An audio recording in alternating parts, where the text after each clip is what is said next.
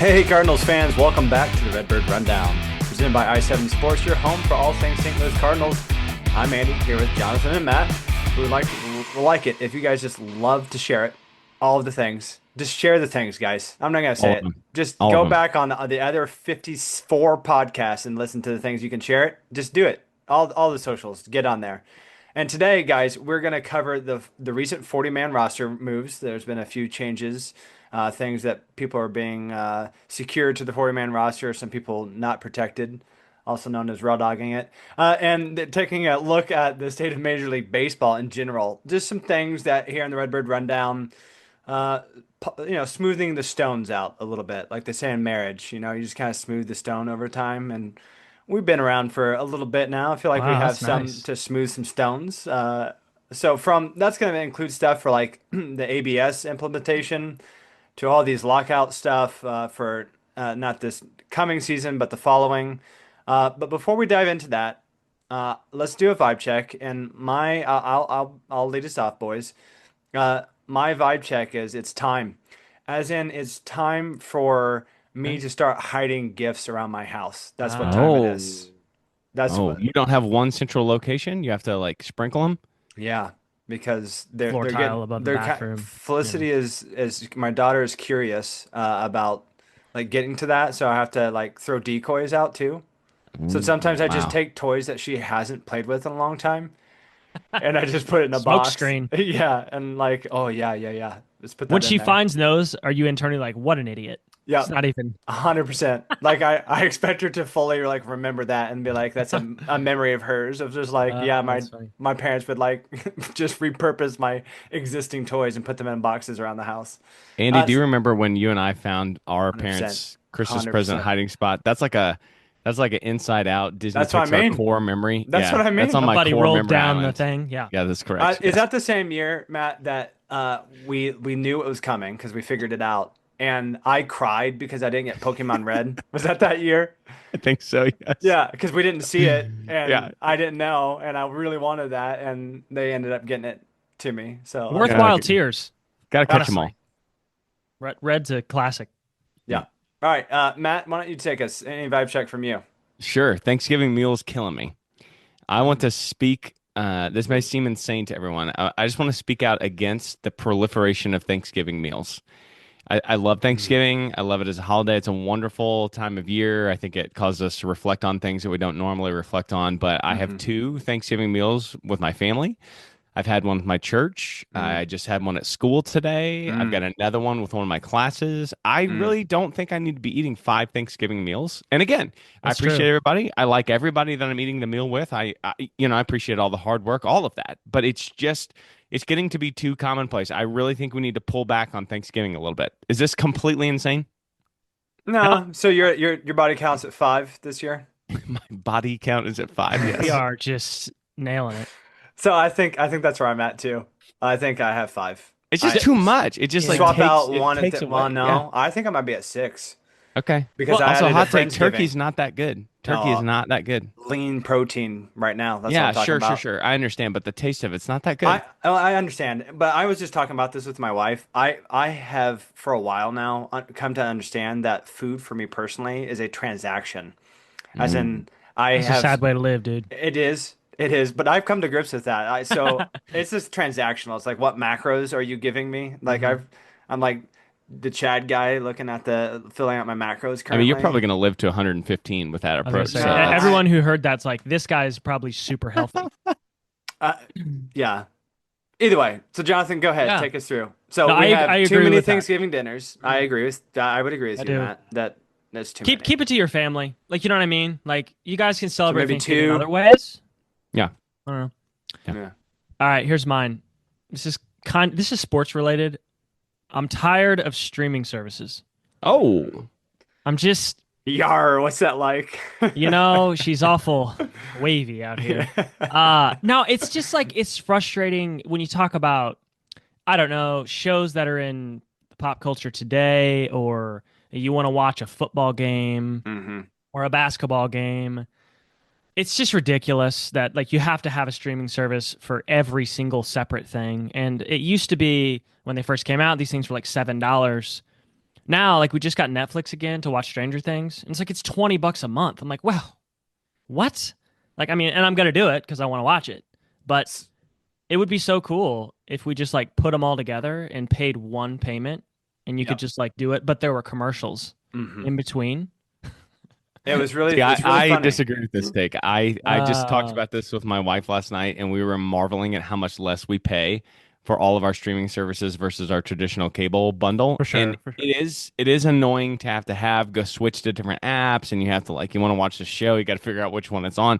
There are some drawbacks to it, but I think our cable bill, is in half I compared to streaming. I just want to caveat. I'm 100% kidding about going back to cable. I do not want that. Mm. Yeah, And I agree with you from a financial perspective. It is way more lucrative to just have one or two of them. You're talking about one true. fifth of your regular cable bill. It's just, I guess it's just, I'm frustrated with being like, where is this thing Yes, at? yes, yes, yes, yes, yes. Where is it? And there's no reliable, like when you search anything on Google, where can I Hmm. find this? It'll Hmm. be like, oh, it's definitely here. And it's like, it's not. It's not. It's like, then I got to go rent it on Amazon Prime. And it's like, what am I doing here? Yeah. So I just ran into that a few times this week and I felt super old, like the guy yelling at the sky. But I don't know, it just kind of annoys me sometimes. Forbes did an article actually that's really funny. I read it a couple of days ago. That if you wanted to watch the like comprehensive like every single just the NFL games, forget every other sport, it Yeah. was over $750 just to watch every single game. Now, granted, not every single person is going to watch every single game. I get it, but that's where we're at with that. With Yeah.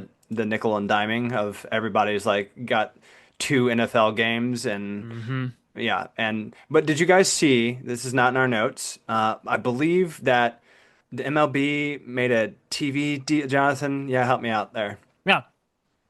They signed it was like a 3-year deal. Yeah. Netflix gets a home run derby. ESPN, what do they get? They get something else. And then NBC, they get Sunday Night Baseball. So it's moving from ESPN to NBC. And ESPN, oh, they get the MLB app, Hmm. the like, MLB TV app.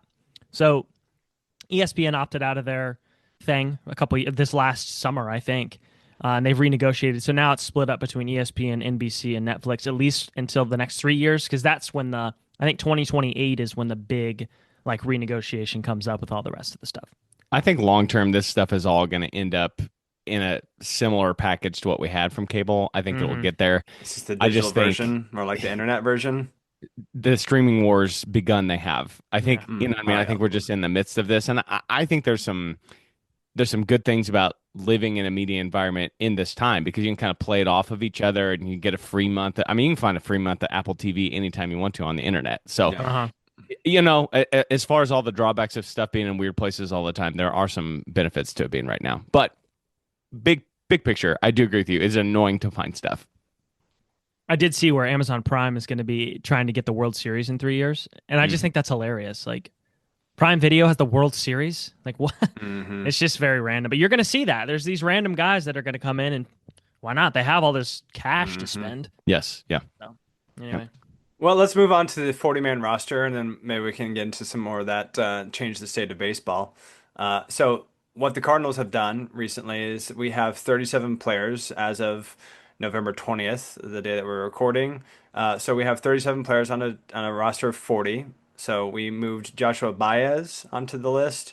Leonardo Bernal, which is a catcher for us in the minors. That's part of that pipeline. If you remember, listener, of what we've been kind of talking about with the catching issue, Jimmy Crooks, Pedro Pajes, Ivan Herrera, Bernal, all that is part of that. We have, and my apologies, I'm sure you were mercilessly mocked during grade school and high school, but Cooper Herpy is, I'm sure it's Jirp or something to that effect, but I'm just going with that. Sounds good to me. He's a left-handed pitcher. He was rehabbing from Tommy John this past season. He was supposed to, we'll see what he looks like post Tommy John surgery. He's supposed to be, at least someone who we were excited about for the starting Big time. rotation. He's He's got got Yes. some huge, strikeout punch. yes, Yeah, yeah. weird angle, Andy. It's like a sort of like a sidearm submarine, not submarine, but like a low slot, weird Mm. lefty. Tell his Mhm. tendons that. We have then also another left-handed pitcher of Bryson Motts. Go for that pronunciation. Interestingly enough, people we did not protect is someone I the boys helped me out remembering the name of was last week of Blaze Jordan. He was not protected. And then we have another left-handed pitcher of Pete Hansen that also is not protected, so aka Rule 5 eligible. I don't know really what that means, but put that up for the people who do. We did lose our boy. He was DFA'd, Jorge Alcala. He was sent off into the unemployment line. So Jorge, we Now, will. quick note on the Rule 5. Blaze Jordan and Pete Hansen could not be selected, and they're right back with us. Mm. It's just a possibility. They could be selected. You don't have to. It's happened before. It's just you want to protect your really good ones. Like if Bernal was on that list, he's 100% getting picked. But the trick with the Rule 5 is you've got to keep that player on the major league roster the whole year, or they also revert back. So if somebody takes Blaze Jordan, he's got to be on the roster all year long. That's right. So we've done that. We did that to Yeah. somebody, right? Who'd we Yep. pick up? That was this past year. Somebody, help me. Oh Well, gosh. the most recent one I know is Fernandez, Ryan Fernandez. We picked him Mhm. up and did that. That Mhm. was in 24, and he was on our team the entire time. So that worked out. I don't know that we picked anyone in 25, actually. Yeah, I can't think. I It's am not happened interested very to often. see. Say Like that it again, I'm doesn't sorry. it didn't happen very often. Like No, people it does. scoop You don't it. have to make selections on these things. You don't have to. Hmm. You can just, you can. If you see somebody and you want it, you don't have to. If you don't like a player or whatever. I think the Baez, Bernal, Jerpy, and Motts. I feel like I'm sorry, who's the Jerpy? the fact that they were added to the 40-man roster, I think, is more of a statement of their future potential and how the organization feels about them, more than it is a statement about how close they are to being in the big leagues. Although clearly, if you're getting added to the 40-man roster, you're on the cusp of being in the big leagues. But I think that that's really clarifying as far as how the organization looks at these guys versus Jordan and Hansen. They're willing to potentially have them poached by another organization. So that's kind of clarifying. It's refreshing to see Heim do the stuff that, just needs to be done. It's also kind of refreshing that we only have 37 guys on our 40-man roster because we've been classic bumping up against the 40 all the time. And we have guys on the 40-man roster who don't make sense. And so we can't make moves. It is always so interesting in the middle of the offseason. We have 3 spots. So that Oh, indicates that there I may didn't be know that. some moves coming down the pipeline. Did not know And that you could like do that. just to Mhm. add, we are going to have more spots than this. When Nolan Arenado inevitably gets traded, there's a spot. If Sonny Gray gets traded, there's a spot. Because Mm. do you know a name that is not on the 40-man roster that 110% will be? And that is JJ Weatherholt. He's not on the Yes. 40-man roster right now. They're Because it doesn't doing have that to be yet. strategically. They don't Yeah. have to. He's fine. He's down there. He's not Rule 5 eligible. These other guys were. They've been in I our see. system for a few years. So you're going to see JJ make that 40-man list. They just don't have to do it right now. So max flexibility to Matt's point. Man, that's Yeah. crazy. So do you think that our scouting department has the entire minor league system of every other club's like somewhat tabbed and scouted so that we can see who these Rule 5 people are if they come up? I'm sure they Yes. do. Yeah. To And you some know certain who's going to be extent. Rule 5 in like next year. You could look up who's Yeah, going you to could be look Rule up 5 who's eligible and then go from there. What's Yes. crazy is there's a slew of high first round draft picks from other organizations who've been left available. So, and I wonder if that factored into the calculus of Blaze Jordan. There's these other guys that are more likely to be drafted before him. So it's all little numbers game, a Mm. little, Because I was probabilities about to say, game. didn't Blaze was a part of a trade, yes, last year. Correct. Yeah. Which I know that was technically Mo, but because it wasn't a huge, like, didn't he say that like Heim had like the thumbs up, like, right? Yeah. This is Heim's guy. Right. Exactly. So that's So, interesting. Well, so that's an interesting counterpoint to Yep. someone's like, why did they do that to Blaze? Maybe it's 4D chess by Heim of saying there's plenty of people in front of Blaze. We're not worried about him getting sniped off Rule 5. All That's right. yeah. it. Yep. So let's move into the state of baseball. And the first one that I want to touch on that I'm surprising the boys with is a conversation that we've kind of already somewhat spoken about in other podcasts, specifically when we were covering the World Series and talking about the Mammoth Marathon Games. And I just really had an issue with people calling the 18 inning extravaganza as an instant Mm. classic, and wondered if was it really like was it really that fun to watch? Is that fun to watch from a fan standpoint? when the people who are alive, okay, so like I remember reading some people like it was kind of being memed on that like I went to like I stayed up, watched it, went to bed, woke up and it was still on, That's Yeah. funny. stuff like that. Like then it got memed. It was like I stayed up, went to bed, went to college, got married, had a kid, and Yeah. it was Yeah. still Yeah. on. Sure. Sure. Stuff like that. So during the regular season, the Manfred runner, as it's been called, has been added. So when they go into extra innings, there's just a person, someone who is just placed on second base, aka in scoring position immediately, and that has drastically reduced the amount of long, like 15 inning games. I just have, I think, I think now that we've tasted that, Mm. I have a beef with like people saying, yeah, 18 innings, that's an instant classic. Is it? Like this has come from the guy who transactionally eats food, and I don't think that that's an instant classic. Like I think I have a problem with the product that's being put out there of like Mm. I Yeah. think I'd rather see some scoring happening than what occurred of just like because then it gets into this weird spot of where like you're hurting guys' Hmm. arms and the Hmm. bull, you're riding guys, and that's not great. Who wants to be like, oh yeah, Yeah. we watched the last 3 innings of so and so's pitching career until he blew a ligament because he trotted out there. Hmm. What if Yamamoto blows something because stuff like that. So I Hmm. want you guys' opinions of do you think that they should add that extra ghost runner in the playoffs? Yeah. Short answer is yes. Yes. Yep. I don't. 18 inning is not an instant classic. It's instantly terrible. Terrible to me. I don't want that. Um, if I know they were memeing like how long it took. There were 2-3 hours of that game where literally nothing happened. Right. That's terrible. They've done this rule, and just as kind of a informative piece here, it's the last person who gets out in the inning is on second base the next inning. That's how it works.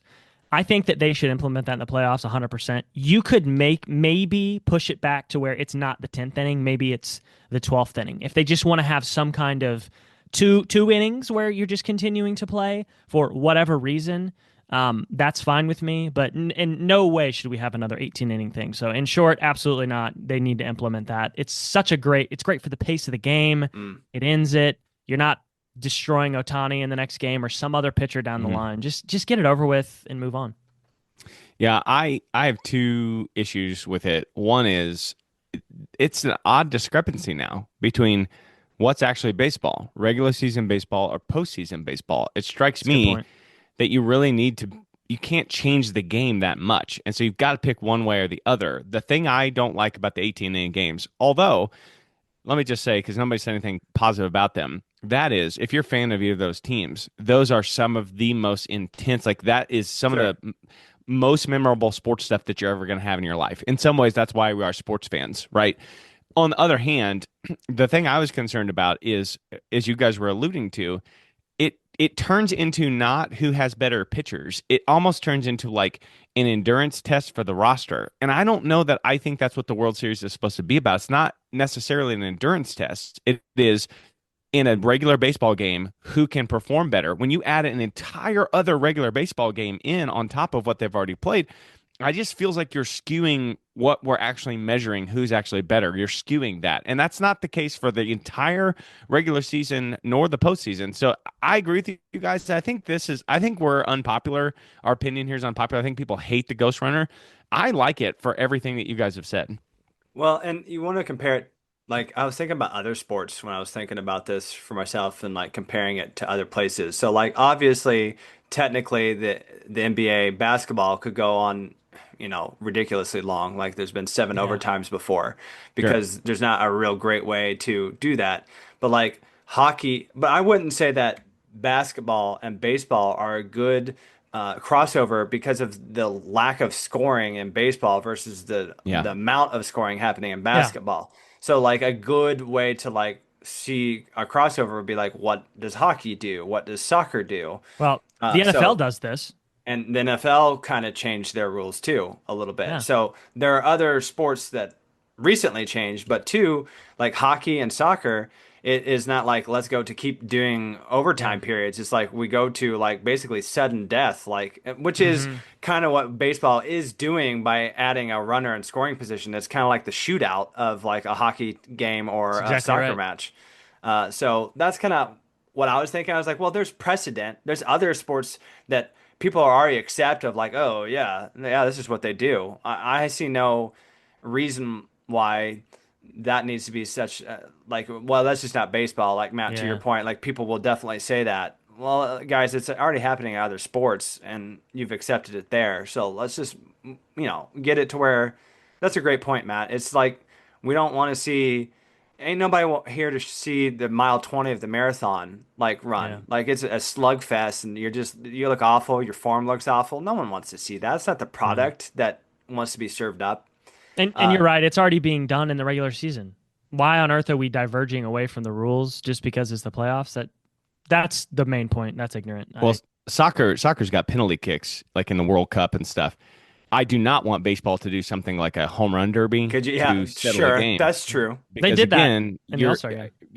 but you're changing then Yeah, I again. don't This like is not that. what baseball is about, is who's got more power hitters. Well, obviously power hitters help you win games, but that's not the purpose of the game, right? Yeah. And this is going to lead into, Andy, when you take us there, this is going to lead directly into what I think about this whole framing and catching stuff is Let's just what go is for the it. purpose of baseball? Yeah, let's just go for it. What is? Yeah. Yeah. Let's just go right in. So, a listener, being introduced this year, it's been around in the minors. It's been around in like the All-Star game, right? The Yep. All-Star games. It's this automatic balls and strikes. The football already kind of has this with like the first downs, the virtual first downs. Basically, all these cameras and all this data gets a virtual strike zone gets set up, and instantly it's basically the instant replay of baseball. Like they go Yep. to the thing and oh, let's look at the scoreboard. Let's what the cameras say. Oh, look, that was a ball. Okay, sorry about that. It's ball four instead of strike three. You're on first Right. base instead of in the dugout cussing out the umpire. Yeah. Yes. Right. So That's it. listener, that's so ABS stands for automatic balls and strikes, which definitely in my mind the biggest thing that changes for me when we talk about that is the Pedro Pajes of the world of this defensive catcher, like the framing. So Yep. literally, like for my mom who's out there, like it's just can you basically be Houdini with your glove and snag a ball and make it look like it's in the strike zone because the ball's maybe moving so fast or in Hmm. a really like, oh, it could be either way. You're just Yeah. like kind of sell it. It's the flop. It's the defensive flop of like, Hmm. ah, gotcha. So yeah, guys, It's the presentation, right? Like the umpire has kind of a rough vantage point back there sometimes. yeah, especially if they don't So squat over. So just yeah, squat over, umps, like I forget standing the up. Patrick Bailey is the catcher for the Giants, and he is the best guy in Major League Baseball at doing this. And the pitchers love pitching to him because he has he is so effective in presenting those strikes. I guess he doesn't twitch very much. If I'm an ump and I see that, I'm probably like that wasn't a strike. But it's so normalized now that you don't even know. So Mhm. it's all these like border calls. I think it's great. I mean, I think now a caveat here is Andy in the minor leagues they have called entire games with automatic balls and strikes. Like Hmm. it'll call every pitch. They're not doing that. They're only giving teams two challenges to be able to challenge a ball or a strike. But there is precedent on an entire game running on this whole automatic balls and strikes. And that is interesting because all of the, statistics have changed there as well too. More walks, more home runs, which is kind of an interesting one I wouldn't have thought of. But I'm with Matt on this. I can't stand framing.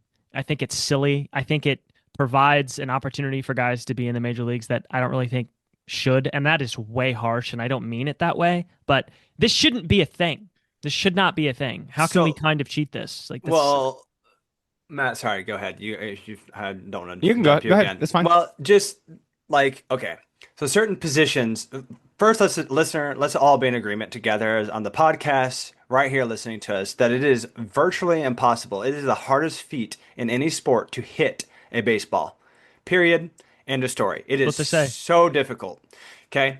So that's why there are certain positions, catching, right up the middle. Catching used to be pitcher. Obviously, they weren't, the DH changed that for everybody. Shortstop, second base, and center field. That's why like the shortstop is typically when you're growing up in Little League, you just put literally your best player there, right? Regardless. It's Yep. just you put them right there at short. That's how they grow up. And then they move up into the system, and some people are usually the up the middle positions don't hit for a lot of power. And the reason is that they have to be smaller and more agile because they're at faster positions. And typically, smaller, quicker people don't hit home runs as much as the big lumbering bats on right field, left field, first and third because they are literally bigger human beings over there. They don't move Sure. as fast, but they have more power at the plate. So for me, this ABS change is taking a position that's like, we'll just eat the bat. He's got a good glove.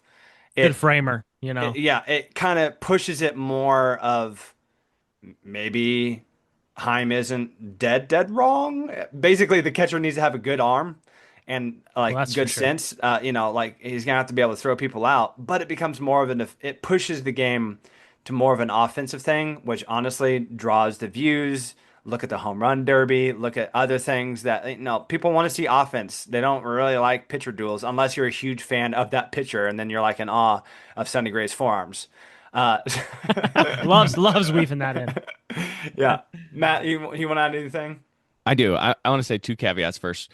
One is I think that the humans, home plate umpires, besides a couple of notable exceptions, do an incredibly good job at this. There are scorecards I see all the time on Twitter, and these guys are getting like 95s. Yeah. 97% of the. I mean, it's incredible what they're doing. Also, I'm okay with it not being totally ABS. I think I don't want AI to be taking human jobs, and this is somewhat related to that. The second caveat is, Jonathan, you did say that each team has two challenges. You have two challenges that you can miss. If you get 8 challenges right, you keep your challenges all the way through the game. Hmm. So this is going to benefit players with that. Jonathan, you said this before. Newt has absolute green eye to be tapping green eye. Wow. Well, kind of the green eye. The I was green going to say, light. yes. Yeah. The green eye to be tapping that helmet anytime he wants to, because the players that have incredible command of the strike zone are going to benefit to this. To your point, Andy, this is going to lead to more offense. But to me, it's even more fundamental than this. What is baseball about? Let me tell you what baseball is not about. It should not be about tricking the umpires. That's Yeah. basically Yeah. what's happening. You're tricking the Mm. umpires into thinking that this ball was a strike. That's not baseball. That is Hmm. gamifying a game. That's like people get on SGA on the Oklahoma City Thunder, Shea Gilgeous-Alexander, for being a foul merchant, Yeah. for making these moves, or James Harden in the NBA, like making these moves that make the refs call a foul when it's really not a basketball play. I think the more that we can take those Mm. things out of the game, the better that is. And even if Pedro Pajes is pretty good at this, I'm sorry, that's not what baseball is about and for. And I don't think the gamification of these little, umpire fooling. I don't think that's what we want. Nobody wants to see that. And to your point, Andy, I think No. the real world implication of this will be more offense. And my God, do we need more offense? It is harder now than it ever has been in baseball to hit the ball. And I don't care Hmm. what the old timers say. All these guys are throwing 100. All these guys are snapping huge sweepers off. Mhm. It's so hard. We cannot have any more advantages for the pitchers. And that's what framing is. It's just Yeah. flat out an advantage for the pitcher. Yeah. Right.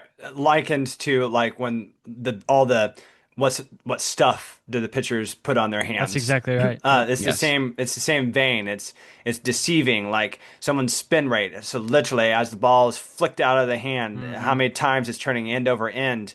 Those spin rates on the ball were going through the roof, and yeah, it's already so tough. That's So a great way to put it, Matt. this is the thing. When you said this, I'm not to take this into a negative light here, but framing is still going to be a thing because there's only two challenges. Now Yes. you gave the example of like people getting it right, and I think that that's going to happen because It teams will. are only going to let certain players do it. I guarantee it. There's only two of them. So Jordan let your best Walker, don't ever touch your helmet ever. Yes, So right. who are we Just talking never. about? Just never. Yeah. Jordan Walker. So that's the thing is like if they blow through the first two, you got framing the rest of the game. It's still going to be a thing. It's just there's at least a little bit of like a defense mechanism if you're a hitter and you're like, I know that was not a strike. Now, remember, pitchers can do it as well. Catchers can do Mhm. it as well. Mhm. It can go both ways. I did have one thing on Newt, Matt. I'm glad you said this. I looked at Newt's swing percentage outside the strike zone this year. So that's like the gray area. That's the chase zone. If somebody throws a sweeper and it's just out or something.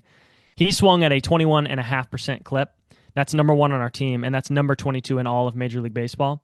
So he's in basically For the top 20. fewest or for Fewest most? Yeah, fewest fewest. swings outside. So Yeah. 21% is extremely low. Jordan Walker's is like 342%. Right. Right. So that tells me that Newt is going to look at this stuff. And now, if he doesn't swing and he gets rung up, which we have seen so many times, he has something now to say, no, nope, that was not a strike. And he's going to get it right more times than not. You're not number 22 in all Major League Baseball and not have a good eye. So yeah, what is the timing? Do any of you guys know like Well, how that's what we long? haven't addressed. Three Right. seconds. The average MLB game, I saw this stat today when I was looking up stuff for this podcast, had 4.1 challenges, and they took a total of 12.5 seconds. So it is incredibly quick. I think the best sports analogy I can make is that when tennis does the thing, they flash Yeah. it up on the screen and you I see love that exactly thing. where it hits. Yeah. I think that's exactly this, but for the strike zone. I'd be okay with more than two, to your point, Jonathan, because Yeah. You get that him. is a great Yeah. point. It's not going to totally be removed from the game. I would love to remove framing from the game because think about it. Yeah. There is no anti-framing. There is nobody there trying to make strikes look like balls. I mean, I guess the batters will sometimes Yeah. But contort their that's, body because it's inside or whatever, but that's not nearly yeah. as effective or No. as effective as a catcher doing that with his hands. So this is all pitching and defense, and baseball just needs less of that. And I think, Andy, I think if this is successful, I think these will go up. I think you'll get more of them. I Yeah. do. Because I saw the ABS. I've seen it in person 2 times. Last year at spring training, I saw a spring training game happen, and they were doing it throughout the game. It was quick. It was kind of like a fan interaction moment. You saw it on the board, and you could Mm. see it, and people were like, "Oh!" and it was out, and people would cheer if they liked it or whatever. It was Yeah. super fast, and it was like a That's quick good thing. too, But though. Yeah. that's what I said. It was actually kind of entertaining. And if you're like a student of the game or you appreciate it as like a kid or something, it's hard to see sometimes where the strike zone is.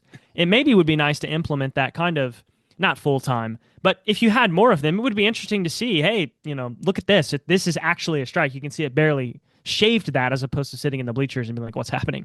Well, if we're in the age to where we can hop on Twitter or Reddit and see an umpire's scorecard, I feel Yeah. as though we can probably get this going in real time, and it's been long overdue, and it'll some of the people who get I'm another aspect that I thought about was I'm kind of excited about the people who think maybe they're a perennial all-star or they're really good and they like have the go ahead to do it and Get wrong. they get all disgusted all the time, but then they realize that they're I mean, like we have already covered, There's these human play drama with this. Yeah. yeah, like they Yeah. just are like all like upset. I just want to see the Yeah. first person just absolutely eat humble pie. Yep. Like get Don't so worry, mad and was listeners. like, no, no, like slamming the helmet, and they get up there and it was like, no, that was strike three. Sorry, bud. Go Don't worry, stomp. listeners. In 2026, we will be referring to stats something like ABS war percentage Yep. or ABS above Mm. replacement, and we'll be doing that because they will track this. It's baseball. There will be Yep. guys that are good at it. There'll be guys that are less good at it. To Andy's point, it'll be a number on a piece of paper, but on the recaps and the breakdowns, it'll be somebody smashing their bat into a water cooler because they were wrong about it. Yeah. Like that's what's going to happen. Yeah, you think there's gonna be less tosses because of that? I have a stat on that. Yes, Mm. 61% of ejections were tied to those calls, bad calls. Yeah, 61%. Now, again, there's only two of almost them. all of them were boonies. Yeah. Booney was at I 100%. think But that's positive yes, too, though. That's I also not also what the agree. game is about, you know? Nope. Nope. I think so. It's I not want to see about the more. blue. Yeah, I do. I want to see them elevate this to more than two because I would be pretty frustrated if you missed it early in the game and there was a critical call later and it's like you only Yes. had two. Yes. You got to be good at it, but I could see maybe like 3 to 5 if it's so close and it's so fast. I should say this doesn't hurt anything. Like, what are you adding? 25 seconds? Like, who cares? If you can get it right, get it right. Well, if you're reducing the number of ejections, those 25 seconds per game, I bet that saves time in the long run because these ejections are everybody's getting all their MFers Yeah. out within 6 or 7. You know what I mean? Yeah. Yeah, you're saving all that time. So Yeah. Which is kind of funny. John Boy's gonna be out of a little bit of a job here. Oh, there'll still be people doing it. Don't worry. it'll just be the ABS breakdowns. It'll be fine. Yeah, I guess so. Well, does anybody have anything else about ABS? Any aspect that we haven't discussed? All right. So something that is coming up that's looming over baseball is this lockout potential. Someone take this off my hands and who is a little bit more knowledgeable about this and explain to everybody what are we talking about, what's happening. They have a collective bargaining agreement, Matt, right? It's a CBA. It expires at the end of 2026. Yes. Yep. And that's the deal between the owners and the players. It's all Financial monetary. deal. Yeah, okay. Yep. X percent goes to the players, X percent goes to the owners. Obviously, it doesn't take a rocket scientist to see that the owners are going to want to take as much money as they can, and the players are going to want to take as much money as they can. So hammering out like an easy and like a nice plan where everybody benefits is going to be difficult because everybody wants a little bit more. That's where the lockout is coming from. It's happened before. In 1994, it happened. I obviously wasn't doing too much then. So I don't really know what happened then with that, but it's all in the same thing. It's CBA. It's the owners are trying to get money. The players are trying to get money. Matt, is there any other thing I'm missing about that? Not really, but I think the big impetus is that it is the owners that want a salary cap. In Sorry, part, what word was that? impetus. Okay, define impetus. The thrust, the big issue, the central core tenet, is coming from the owners who want the salary cap for the first time, or for one of the first times. To limit the height of player salaries, but I think we should say I'm pro player and them getting more of the money. Oh yeah, owners, for sure. But that revenue split is still going to be the same. So I think that the biggest issue is there are owners who want to try to rein in the spending of some of these just runaway behemoth freight trains, Dodgers, that are just spending and spending and spending and spending. And Rob Manfred went into the Phillies locker room and talked to the Phillies about this. And Bryce Harper and some aforementioned initials I use on this podcast just MF'd everything about what was going on. So players are extremely against this. This is a huge change for baseball. And so this is where I think the fight is going to be. But in my opinion, I don't know if we want to go this far at this point in this podcast. In my opinion, something has got to change and be different. And I think it's got to be a big shift in the landscape. And I think it absolutely sucks to lose games. It's horrible. But if we have to lose some games to change this landscape, to change the Dodgers, then I'm not for it, but I'll accept it and I understand it. So in this CBA bargaining, the salary cap is going to be the chief thing, the thing that Matt was talking about. Major League Baseball is the only league of the big four that doesn't have a hard salary cap. So the NBA, everybody's, the first and second apron, that still doesn't really make sense to me. It's a tax repeater. You pay more, double, triple a guy's salary if you go over. Those NBA salaries are just going up too. Yes. Yes. Yeah. The NFL has one. There's just, if you don't understand the NBA, the NFL's even makes less sense crazy. In my opinion. It's crazy. Yeah. But I want to take us down this path because Matt, you're saying, the Dodgers were you didn't say ruining it, but that's something that you hear. Dodgers are ruining baseball. Or rein in the spending. And I think the problem is the opposite, and I think it's the teams who don't spend. That's the real problem here, and that's what I think. So I did just a little bit of background here. There's 8 teams that spent below $120 million in 2025. 8 teams. That's almost a third of the league. Rockies and Brewers. Yep. I don't have the list, but Rockies, Brewers, Marlins, Pirates, A's, Guardians, A's. I saved a post where it was like it was spending and then on a line graph with wins, and the Brewers and the Rockies spent almost identical in salary and so much different seasons. To win with that, right? You have to have a good farm system. You have to have all these good things. I don't want a hard cap. I think that's a bad thing. I think players should be able to make their dollars, and owners should not be able to hoard even more if you cap it at like 25%. Like, think about the Dodgers. They may make $3 billion, and their highest salary is only $40 million a year. Listen, all these numbers are crazy. Let me just get that out there. It's silly. Someone's making it. Someone's making it. That's the point. I think we should focus on the teams who are not spending. If you put a $120 million salary floor, you made these teams spend $120 million. You got reduced tanking. These are the reasons I said we should do this. Reduced tanking because you actually have to put out a competitive team, which helps with competitive balance, right? The Pirates should not be horrific. They just shouldn't be. Spend money, get players, right? They're the best pitcher on the planet. And they can't sign him. Yeah.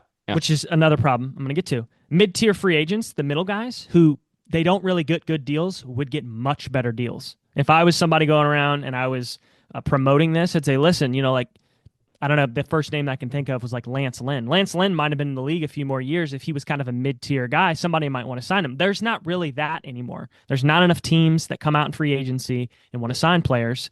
So then that leads to more watchable rosters, more watchable games. If you have a better talent on the field, then people are going to like that. So I don't think the Dodgers are ruining anything.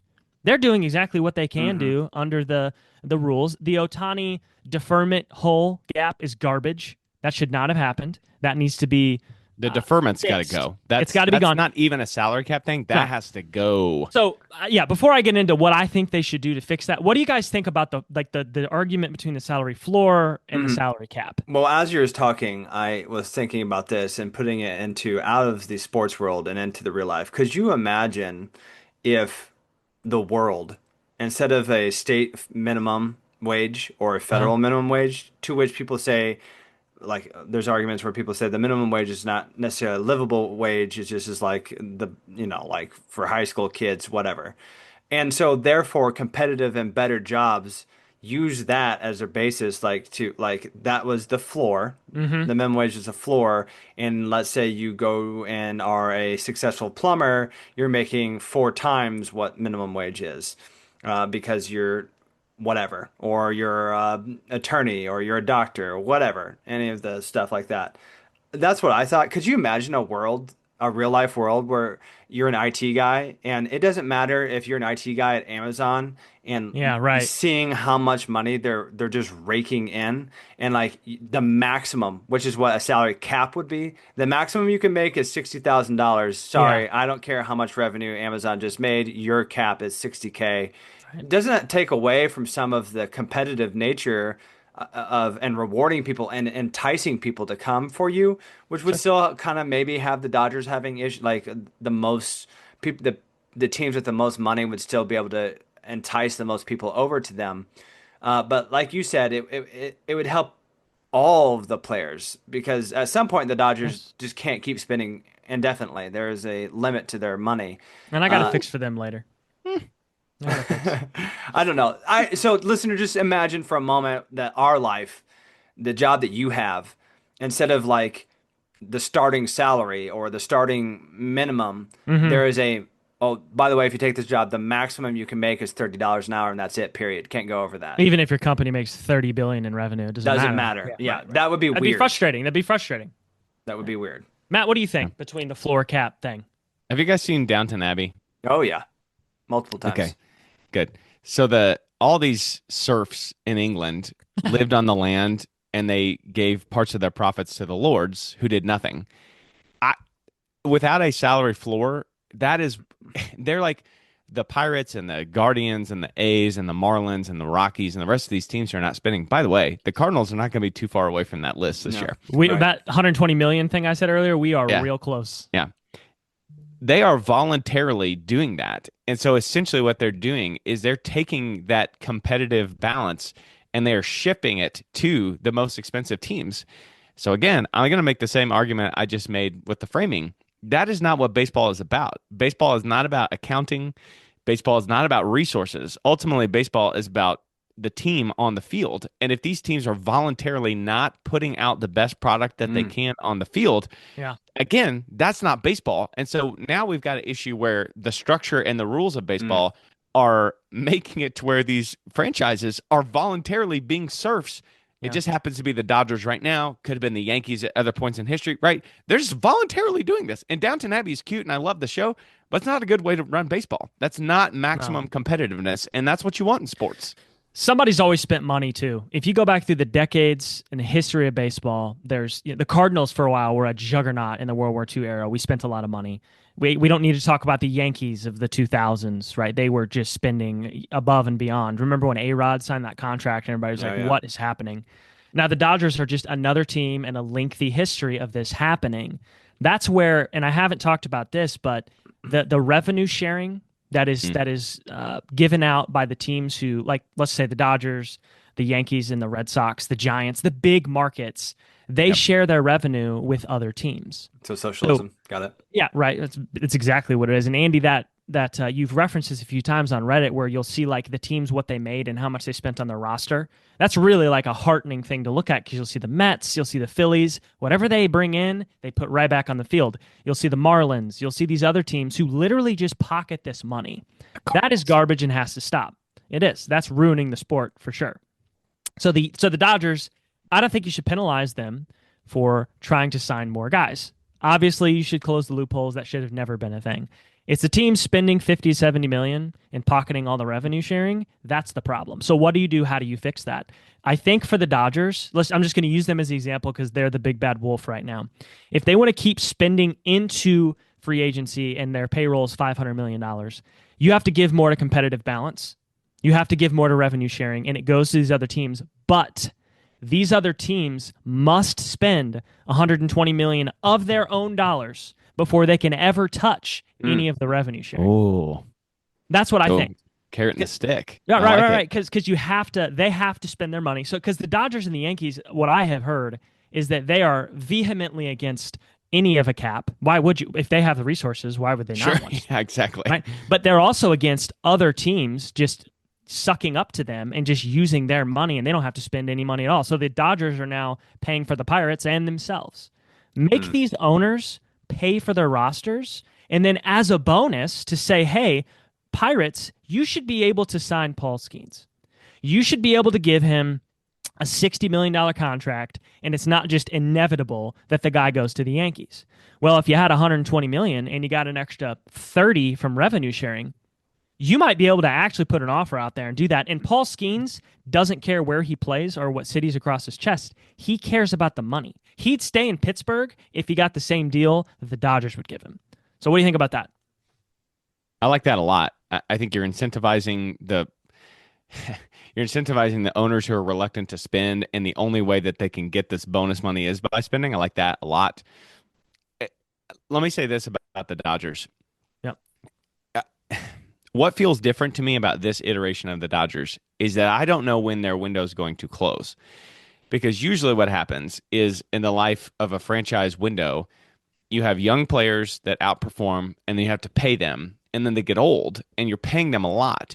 And so the quality of your team declines because your oldest players are making the most money. And so they're the bulk of your team. And so, right, it's just kind of like a sunrise and a sunset. What I feel like the Dodgers are happening, this is going to be another British Empire reference, so you're welcome, everybody out there, is they're going to be the empire on which the sun never sets because they've got old, expensive players, Freddie Freeman and Mookie Betts, but I feel like they're just going to go get Kyle Tucker because they have a weakness in the outfield. And so they're just going to keep picking because they essentially have unlimited resources. They're never going to close their championship window. Yeah. I'm okay if championship windows open and close sunrise and sunset. I think that's like a natural part of sports. That's okay.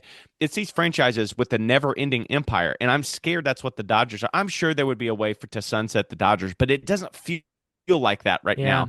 So I really like some of your proposals in a way to, again, I'm really not anti-Dodgers, I promise you, but there has to be a way to get this regular life cycle of a competitive window back. That's what we need, I think. Yeah, I like the fact that it's just like so much of American culture is driven by the ideology of the stock market, as in we have to give back to the people who own the stock shareholders, the shareholders. Thank you. We have to like be profitable enough to like. That's why people milk. That's why Apple tries to think of different ways to get more market share or think of a new product. Like they can't just be satisfied with selling 18 bajillion iPhones. Yeah. They have to find another thing because the driving reason is the shareholders. Well, the shareholders.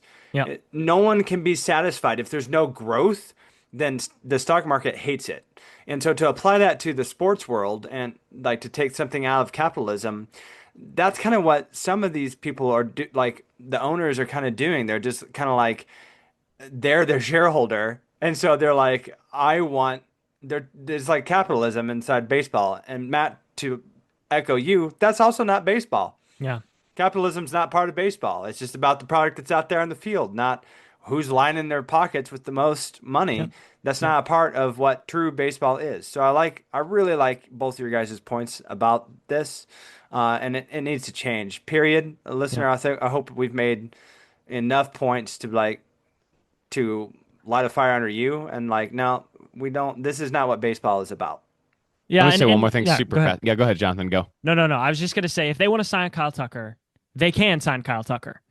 That's going to hurt baseball because they're going to be even better than what they already were. They need to then pitch in and pay more. If you're just absolutely raking in just treasure troves of cash, let them spend it. That's fine. But one of these days, what's going to happen is the Brewers are going to be able to put a $60 million offer in for Kyle Tucker too. And then we're really going to see how well are these organizations run, because that's the thing we haven't Yes. said about the Dodgers. They are a model franchise, top Yes. to bottom, Yep. everything. They're not buying anything. I reject that notion, really, truly. Their city's awesome. Like you want, it's desirable. hmm Let's see what happens when the money's the same. Are they going to go to the Brewers? Are they going to go to the Dodgers? Are they going to go to the Mariners? It's all about the money, folks. It is. Don't cap the Dodgers from spending. Just penalize them to a degree. Instead of Kyle Tucker being $40 million a year, he's $80 million a year. Well, if you got the money, then sign Kyle Tucker. The other 40 is going to go to the other team so that they can try to do it too. That's just And no more deferments. That's bullcrap. oh, that's got to be so gone. That's got to be done. Here's what I was going to say, and then I'm basically out on this topic, Yeah. is that baseball has planted the seeds of their own demise here. You reference it. Football's got a cap stuff. The NBA's got, it's much more complicated, but they've dealt with these issues. And so baseball has the deepest issues, like the darkest stains affecting the entire game. And so it may cost them games to fix this. Some pressure's got to be applied from the outside. I don't want to lose games.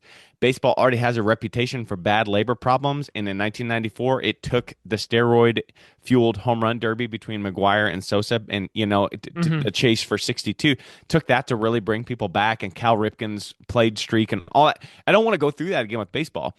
But if you can't fix this issue, I don't know if we're going to want to watch baseball in 10 years, because this is going to be Dodgers.